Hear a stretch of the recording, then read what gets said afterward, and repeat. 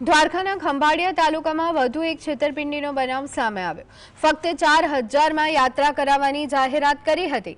આ લોભામણી યાત્રામાં 59 જેટલા લોકો પાસેથી ધાર્મિક યાત્રા માટે પૈસા ઉઘરાવ્યા બાદ આયોજક ફરાર થયો હતો।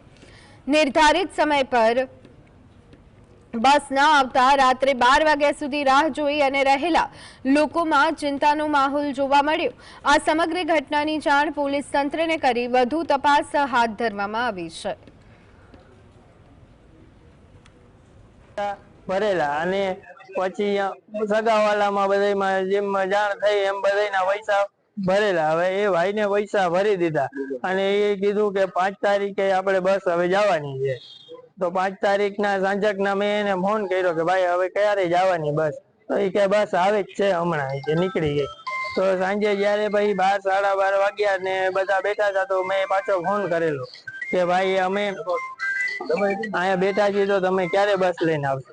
तो ज्यारे अमे पछी एवुं थयुं के हवे बस तो क्यारे आवशे तो अमे गाममां जाण करवा गया तो बस कांई हतुं ज नहीं ने ए भाई ने पछी फोन लाग्यो ज नहीं।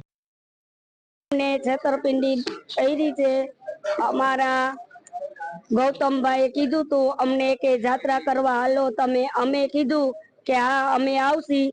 त्यारे गोकुळ मथुरा भाईबीज में नावा जावा साथे अमे 1 महीनो तैयारी करी। अमे रात्रे 8 वाग्याना गया था तो सवार सुधी में बस आई नहीं अने 60 जणा 59 जणा बधा अमे सवार सुधी वाट जोई।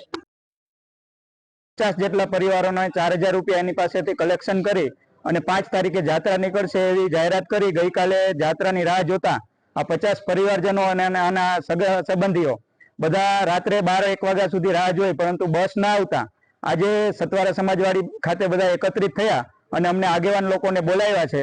એટલે આગળની પ્રોસેસ માટે આ વ્યક્તિએ જે રીતે છેતરપિંડી કરી છે એ પ્રકારે એના ઉપર કાયદેસર પોલીસ કાર્યવાહી થાય અને ગુનો નોંધાય અને એના ઉપર છેતરપિંડીનો ગુનો નોંધાવી અને ભોગ બનનાર લોકોને વળતર આપવામાં આવે અને કાયદેસરની કાર્યવાહી કરવામાં આવે।